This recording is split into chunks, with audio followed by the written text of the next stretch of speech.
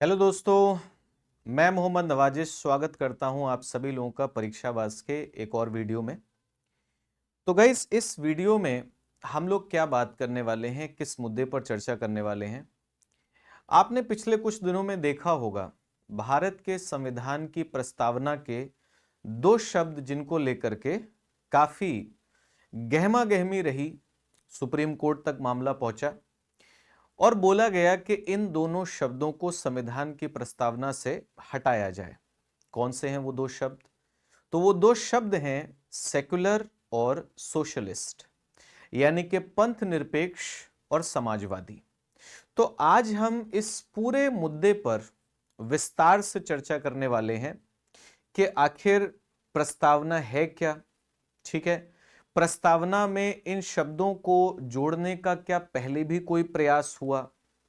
प्रस्तावना में इन शब्दों को आखिर क्यों नहीं जोड़ा गया? जिन लोगों ने संविधान बनाया था, भाई उन्होंने उन शब्दों को क्यों नहीं जोड़ा? बाद में ये शब्द अगर जोड़े गए तो कब जोड़े गए? ठीक है, किस लिए जोड़े गए? और जब सरकार बदली तो सरकार बदलने पर इन शब्दों को हटाने का प्रयास क्यों नहीं किया गया? और फिर हम आएंगे कि आखिर अब इस चीज को लेकर के क्यों एक मुद्दा बनता हुआ दिखाई दे रहा है, क्यों बात हो रही है। तो चलिए शुरू करते हैं अपनी इस चर्चा को। देखिए, सबसे पहली चीज, सुप्रीम कोर्ट ने अपना एक फैसला दिया। 26 नवंबर संविधान दिवस था। सुप्रीम कोर्ट ने एक फैसला दिया कि भाई हमारे संविधान की प्रस्तावना के अंदर जो दो शब्द जोड़े गए, एक सोशलिस्ट यानी कि समाजवादी और दूसरा सेक्युलर यानी कि पंथ निरपेक्ष, सुप्रीम कोर्ट ने कहा कि इनको संविधान की प्रस्तावना में जोड़ना कोई गलत चीज नहीं थी, यानी कि इन्हें हटाने की कोई आवश्यकता नहीं है। अब देखिए, सुप्रीम कोर्ट ने कहा क्या। सुप्रीम कोर्ट ने कहा कि भाई हमारे संविधान के अंदर अगर ये सेक्युलर वर्ड जोड़ा गया, पंथ निरपेक्ष शब्द जो है वो जोड़ा गया, तो इसका वो अर्थ नहीं है जो पश्चिमी देशों में है। भाई पश्चिमी देशों में सेक्युलरिज्म की जो फिलॉसफी है, जो धर्मनिरपेक्षता वहां पर मानी जाती है, वो ये मानी जाती है कि भाई राज्य और धर्म के बीच में कोई संबंध नहीं है, यानी कि राज्य जो है वो धर्म के किसी भी मामले में हस्तक्षेप नहीं करेगा। यहां पर सुप्रीम कोर्ट ने कहा कि भाई हमारे यहां पर धर्मनिरपेक्षता का मतलब या पंथ निरपेक्षता का मतलब, सेकुलर शब्द का मतलब यह है कि राज्य जो है वो एक तरीके से सभी धर्मों के लिए समान सम्मान रखता है, equal respect for all religions. भाई हमारा देश एक विविधता वाला देश है, अलग अलग धर्मों के लोग रहते हैं। तो हमारे देश की सरकार सभी धर्मों को एक तरीके से देखती है, सभी धर्मों को वो क्या करती है, सम्मान करती है। सुप्रीम कोर्ट ने कहा हमारे यहां पर पंथ निरपेक्षता का मतलब यह है। साथ ही साथ कहा गया कि सोशलिस्ट यानी कि समाजवादी, समाजवादी का मतलब वो नहीं है जो अन्य देशों में होता है। कि भाई देखो, अन्य देशों में क्या चीज होती है समाजवाद। समाजवाद अगर आप देखोगे तो उसका मतलब है कि जो निजी क्षेत्र है, प्राइवेट सेक्टर जिसे हम कहते हैं, उनके ऊपर नियंत्रण होता है। ठीक है, जो निजी संपत्ति होती है उसके ऊपर नियंत्रण होता है। तो बोला गया कि हमारे देश के अंदर इसका ये अर्थ, ये मतलब नहीं है। हमारे यहां पर मतलब है कि लोगों को किसी भी प्रकार के एक्सप्लॉयटेशन से, शोषण से बचाया जा सके, चाहे वो सामाजिक हो, राजनीतिक हो या फिर आर्थिक हो। ठीक है, मतलब किसी भी तरीके से लोगों का शोषण ना हो पाए। हमारे यहां पर समाजवाद का, सोशलिस्ट जो शब्द है उसका मतलब ये है। ठीक है, अब देखिए ये ऑर्डर, ये आदेश किस लिए दिया गया? 2020 में हमारे सुप्रीम कोर्ट के अंदर कुछ पिटीशंस डाली गई। पिटीशंस क्या डाली गई? बोला गया कि संविधान के अंदर ये जो दो शब्द जोड़े गए, और कब जोड़े गए मैं आपको बता दूं, 1976 में। 1976 में सरकार किसकी थी? इंदिरा गांधी की सरकार थी। 1976 में कांग्रेस की सरकार थी। तो वो क्या लेकर के आते हैं? 42वां संविधान संशोधन अधिनियम लेकर के आते हैं, यानी कि संविधान को संशोधित करते हैं। 42वां संशोधन है, 42nd अमेंडमेंट है 1976 में। इसमें देखो बहुत सारी चीजों को क्या किया गया था? चेंज किया गया था, लेकिन साथ ही साथ हमारे संविधान की प्रस्तावना को बदला गया। प्रस्तावना को क्या बदला गया? देखिए, प्रस्तावना में एक शब्द जोड़ा गया सोशलिस्ट, समाजवादी। दूसरा जोड़ा गया सेक्युलर, यानी के पंथ निरपेक्ष।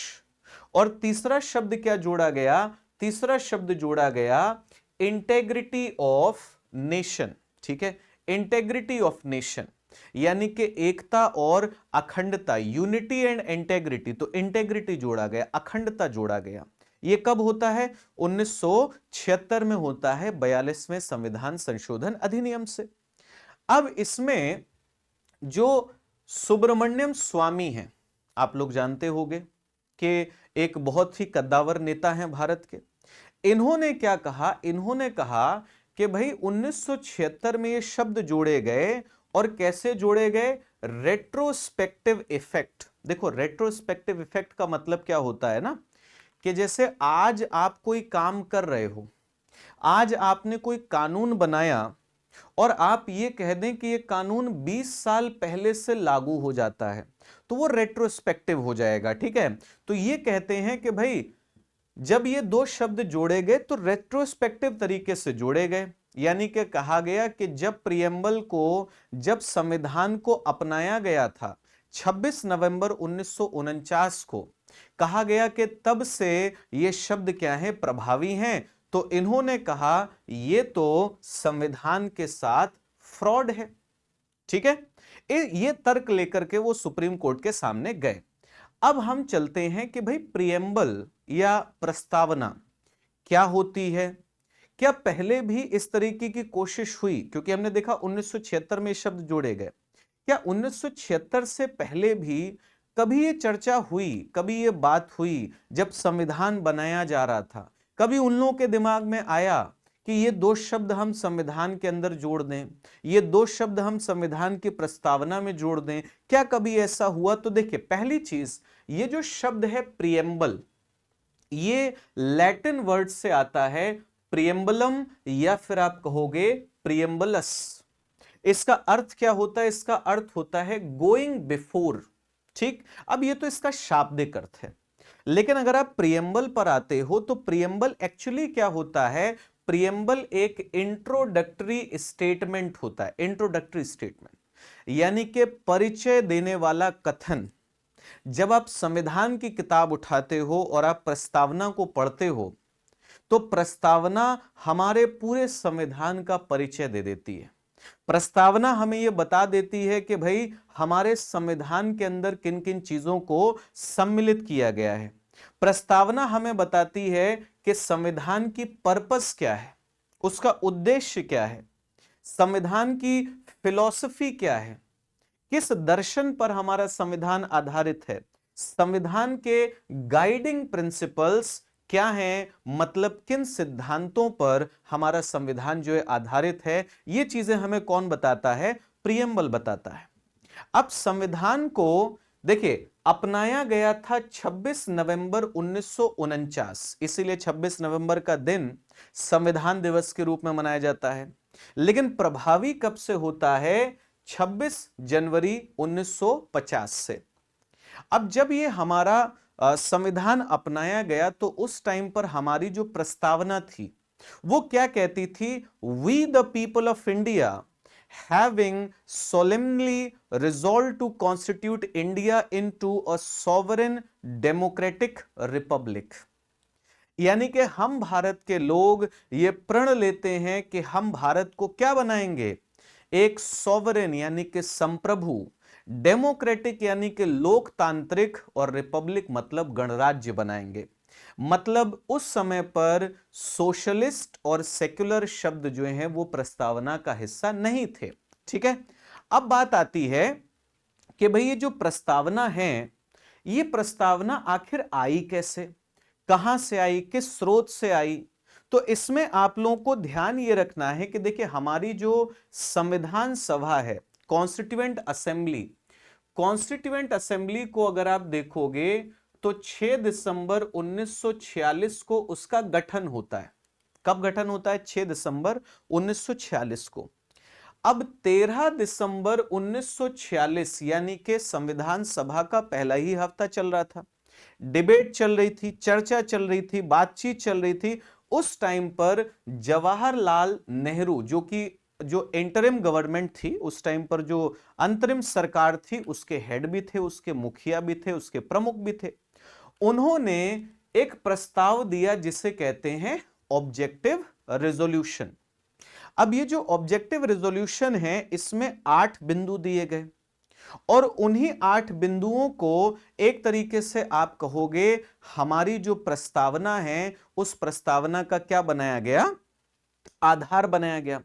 अब इस ऑब्जेक्टिव रेजोल्यूशन में आप अगर देखोगे ना तो बहुत सारी चीजें थी, बहुत सारे बिंदु थे कि भाई हम किस प्रकार का रिपब्लिक होंगे, ठीक है, हमारी जो टेरिटरीज होंगी वो कौन सी होंगी। ये भी बोला गया कि पावर हमें कहां से मिलेगी? फ्रॉम द पीपल, यानी कि संविधान को ताकत कहां से मिलती है? लोगों से मिलती है।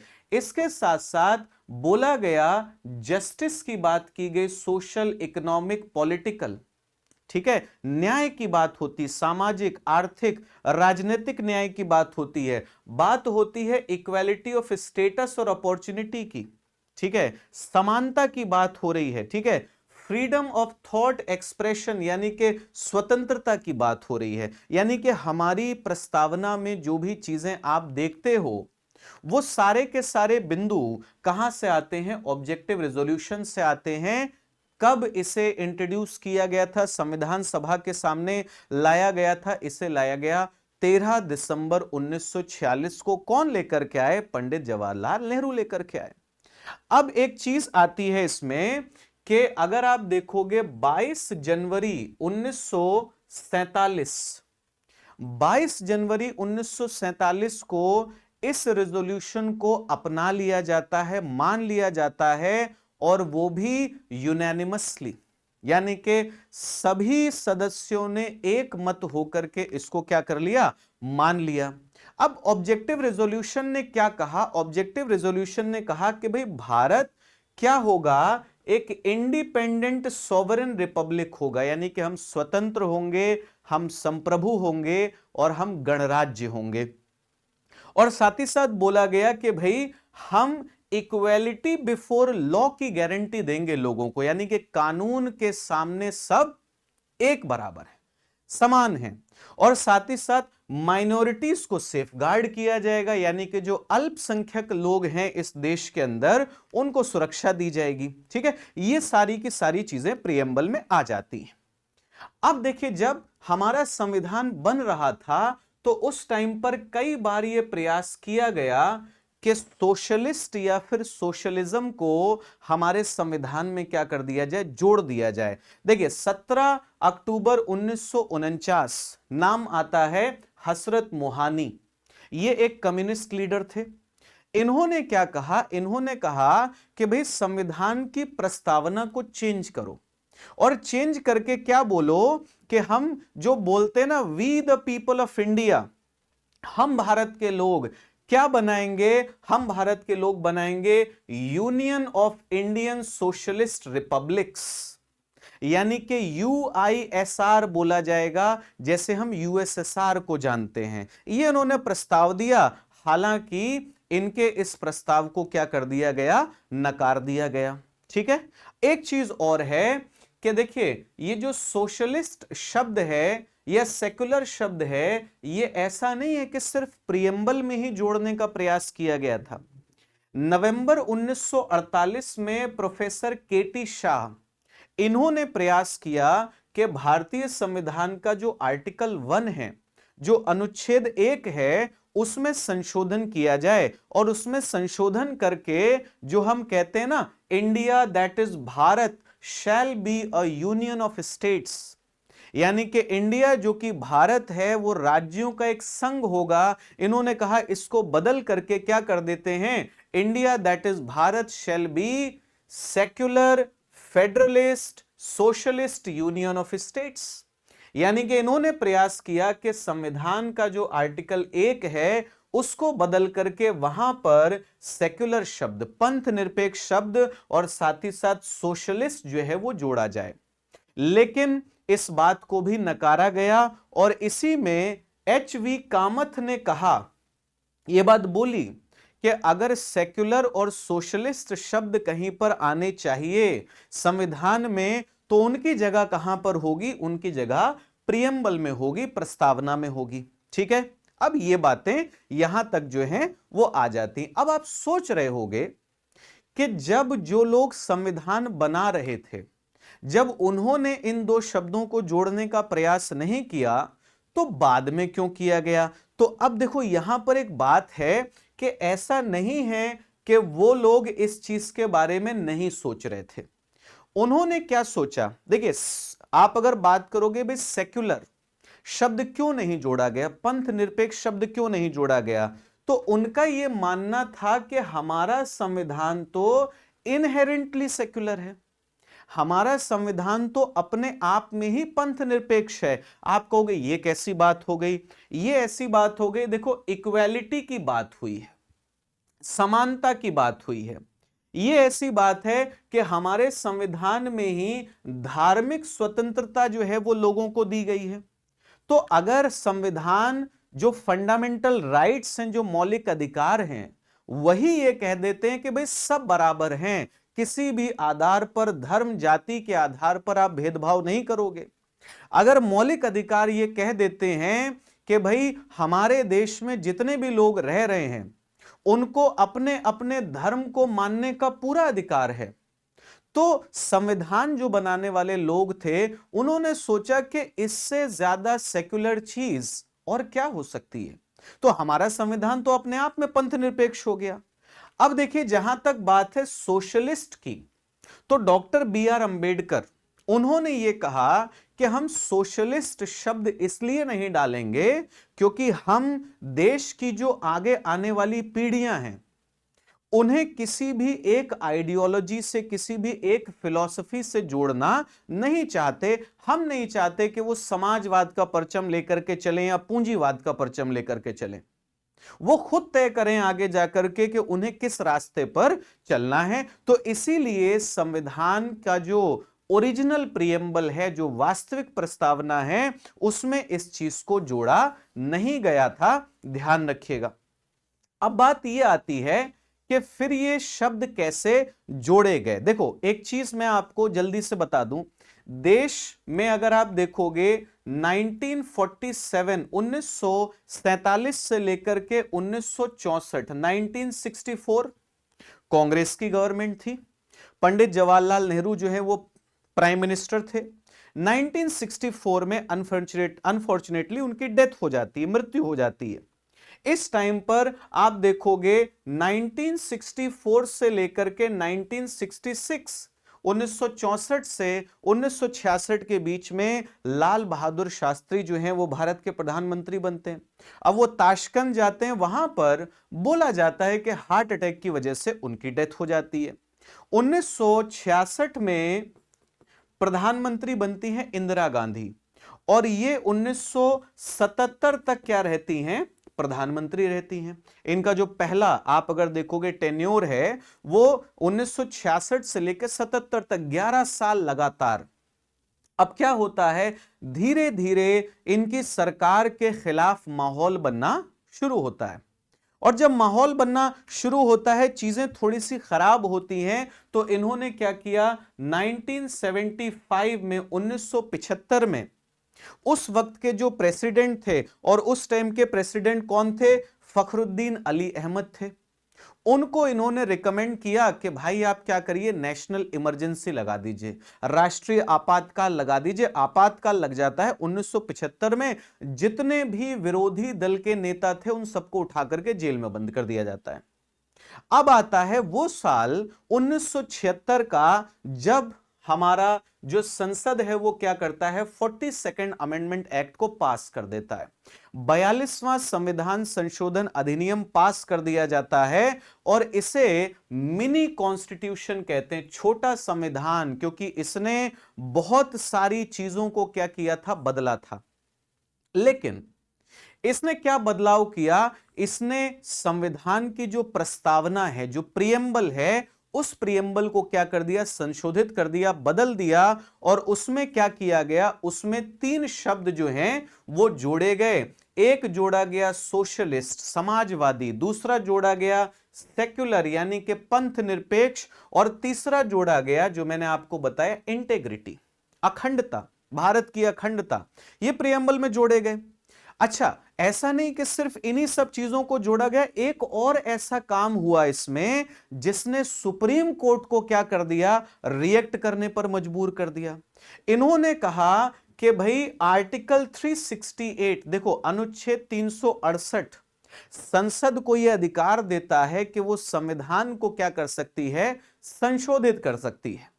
इन्होंने बोल दिया कि आर्टिकल 368 का यूज करके अगर सरकार संविधान में संशोधन करती है और उसका लक्ष्य है डीपीएसपी को इंप्लीमेंट करना, राज्य के नीति निर्देशक तत्वों को इंप्लीमेंट करना, तो जुडिशरी उसे रिव्यू नहीं कर सकती। यानी कि सुप्रीम कोर्ट उसको ला करके नहीं देख सकता कि यह काम सही किया गया है या गलत किया गया है। ठीक है, अब जैसा मैंने बताया कि भाई हमारी प्रस्तावना में बदलाव किया गया, लेकिन 1980 में एक केस आ जाता है, Minerva mills versus union of India. Supreme court कहता है कि भैया देखो, तुमने कहा आर्टिकल 368 में हमारे पास अधिकार है, हम संविधान के किसी भी हिस्से को बदल सकते हैं। उन्होंने कहा बदल लीजिए, कोई दिक्कत वाली बात नहीं है। लेकिन एक चीज आ गई उसमें, और वो पॉइंट क्या आता है ना, मैं आपको यहां पर एक केस के बारे में थोड़ा सा बताता हूं। वो केस कब का है, 1973 का है, 1973 का केस है, बहुत इंपॉर्टेंट है। उसे हम कहते हैं केशवानंद भारती केस। उस केस में संविधान के बेसिक स्ट्रक्चर की बात की गई, आधारभूत ढांचे की बात की गई, मूल ढांचे की बात की गई, जो पहले से नहीं था संविधान में कहीं। वो सुप्रीम कोर्ट ने बोला, सुप्रीम कोर्ट ने कह दिया भाई देखो ये चीजें संविधान का ढांचा है, अगर इनके साथ छेड़छाड़ करोगे तो दिक्कत हो जाएगी। अब उसी में आ गया क्या, उसी में आ गया आपका सेक्युलरिज्म यानी कि पंथ निरपेक्षता।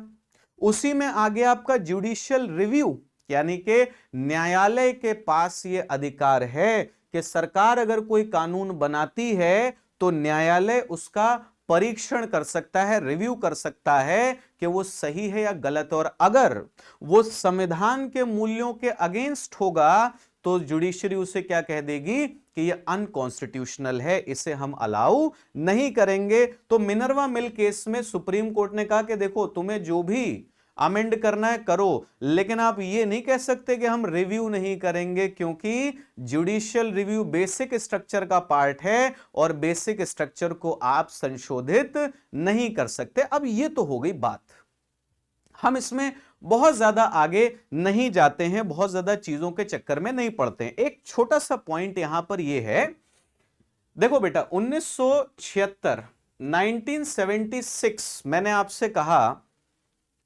कि 1976 में संविधान संशोधन आता है 42वां, जिसमें शब्द जो हैं वो जोड़ दिए जाते हैं। अब इसके बाद क्या होता है, 1977 में इंदिरा गांधी की सरकार गिर जाती है। इंदिरा गांधी की सरकार जब गिरती है तो जितने भी ऑपोजिशन की पार्टीज थी, विरोधी दल थे, वो सब आपस में मिल करके, ठीक है, जनता पार्टी के नाम से कांग्रेस के खिलाफ चुनाव लड़ते हैं और जीत जाते हैं। तो 1977 में क्या हो जाता है, कांग्रेस सरकार से बाहर हो जाती है और सरकार आ जाती है किसकी, जनता पार्टी की। प्रधानमंत्री कौन बनते हैं, मोरारजी देसाई प्रधानमंत्री बन जाते हैं। 42वें संविधान संशोधन के बाद सरकार बदल गई, सरकार बदली, नई सरकार आई, उसने 43rd अमेंडमेंट लेकर के आए, 43वां संशोधन लेकर के आए। 44वां संशोधन लेकर के आए और उसमें काफी सारी उन चीजों को बदल दिया जो 42वें संशोधन में थी। मगर उन्होंने प्रियम्बल में जो चेंज हुआ था, प्रस्तावना में जो बदलाव हुआ था, उसे उन्होंने चेंज नहीं किया।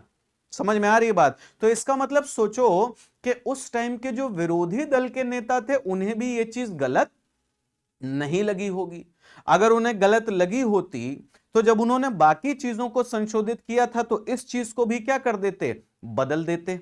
समझ में आ रही है बात? ठीक है, क्योंकि 43rd और 42nd अमेंडमेंट 1977 और 1978 में आते हैं। इस टाइम पर मोरारजी देसाई की सरकार थी, जनता पार्टी की सरकार थी।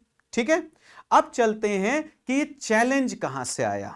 देखो, चैलेंज की अगर बात करोगे तो जुलाई 2020 सुप्रीम कोर्ट में डॉक्टर बलराम सिंह, जो कि सुप्रीम कोर्ट के एक एडवोकेट हैं, उन्होंने एक पिटीशन डाली और उन्होंने कहा कि सोशलिस्ट और सेक्युलर जो शब्द हैं जो प्रियम्बल में जोड़े गए, हम इनको चुनौती देते हैं। इसके बाद क्या होता है, सुब्रमण्यम स्वामी भी इसमें आ जाते हैं, इसके साथ साथ अश्वनी कुमार उपाध्याय भी इसमें आते हैं और इन सब लोगों ने मिलकर के भी इसी प्रकार की पिटीशंस जो हैं वो डाल दी। अब बात यह होती है, इन्होंने ये कहा कि सेक्युलर शब्द को ओरिजिनल कॉन्स्टिट्यूशन में नहीं शामिल किया गया था। ठीक है, जानबूझ के नहीं किया था। इन्होंने कहा सोशलिस्ट को भी जानबूझ के नहीं जोड़ा गया था ताकि सरकार के हाथ ना बंध पाए। ठीक है, अब देखो लॉजिक क्या था। लॉजिक इन्होंने ये कहा कि भाई 42वें संशोधन से जोड़ा गया, समय कौन सा था, इमरजेंसी का था, विरोधी दल के नेता सारे जेल में थे, कोई चर्चा नहीं हुई, कोई बात नहीं हुई, इन्होंने बिना चर्चा बिना बात के एक संशोधन पास कर दिया और ये दो शब्द जो हैं वो जोड़ दिए। बात ठीक है, कोई दिक्कत वाली बात नहीं है।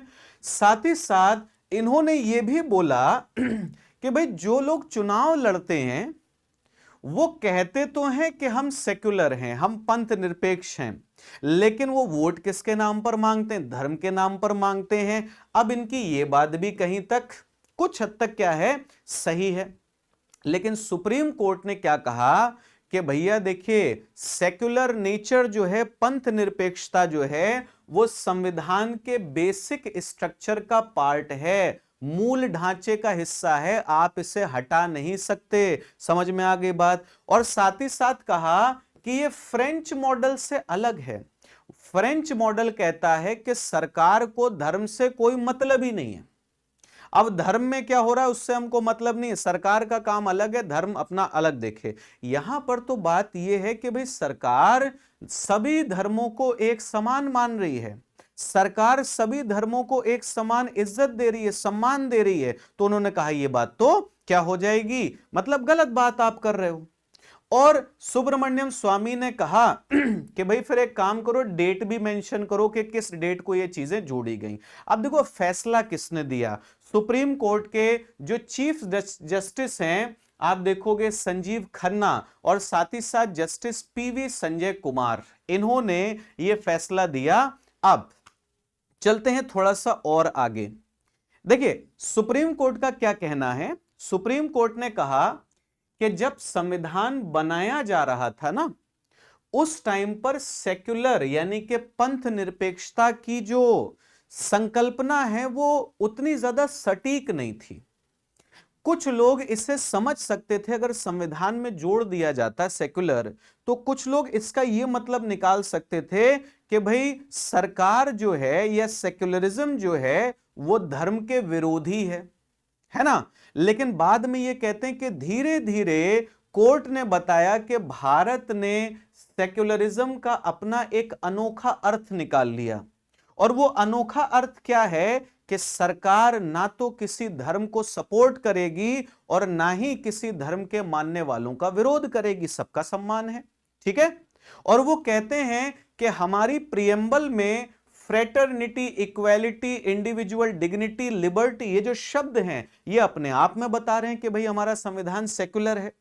साथ ही साथ इन्होंने कहा कि धीरे धीरे भारत ने सोशलिज्म की, समाजवाद की भी अपनी एक नई परिपाटी जो है वो तय कर ली। ये क्या कहता है? ये कहता है कि इकोनॉमिक और सोशल जस्टिस होगा, यानी कि लोगों को सामाजिक और आर्थिक न्याय मिलेगा। ये कहता है कि किसी भी नागरिक को किसी भी प्रकार की डिसएडवांटेज नहीं होगी, मतलब किसी भी तरीके से उसके साथ पक्षपात नहीं होगा, चाहे उसकी आर्थिक दशाएं कुछ भी हो, चाहे उसकी सामाजिक दशाएं कुछ भी हो। मतलब कोई अमीर है और कोई गरीब है तो उसमें भेदभाव नहीं होगा। कोई इस धर्म का है, उस धर्म का है, इस जात का है, उस जात का है, इस आधार पर कोई भेदभाव नहीं होगा। ठीक है। और इन्होंने कहा कि भाई देखिए, साथ ही साथ एक चीज है कि भारत में सोशलिज्म को जोड़ दिया गया, लेकिन प्राइवेट सेक्टर को काम करने से तो रोका नहीं जा रहा है। प्राइवेट सेक्टर तो हमारे यहां पर काम कर रहा है, तो फिर दिक्कत कहां पर है? ठीक है। और साथ ही साथ यह कहता है कि प्रियम्बल में अगर आपने सोशलिज्म जोड़ भी दिया तो सरकार को किसी भी तरीके से यह चीज रोक नहीं रही है कि वो अपनी नीतियां किस प्रकार की बनाएगी, कानून किस प्रकार की बनाएगी, तो सरकार पर भी कोई रोकथाम नहीं है। इसीलिए सुप्रीम कोर्ट की बेंच ने कह दिया कि भाई इन शब्दों को हटाने का कोई लॉजिक, कोई तर्क नहीं है। तो देखिए, यह है पूरा मामला। मैंने कोशिश की कि मैं आपको पूरा विस्तार से सारी चीजें समझा सकूं। अगर अच्छा लगा हो तो इसे लाइक शेयर जरूर करिएगा। कमेंट सेक्शन में अपनी फीडबैक आप सब लोग जरूर दीजिएगा। और जितने भी लोगों ने चैनल को सब्सक्राइब नहीं किया है, डू सब्सक्राइब इट। अब मैं आप लोगों से मिलूंगा नेक्स्ट वीडियो में। Thank you so much everyone. Bye bye, take care, Jai Hind.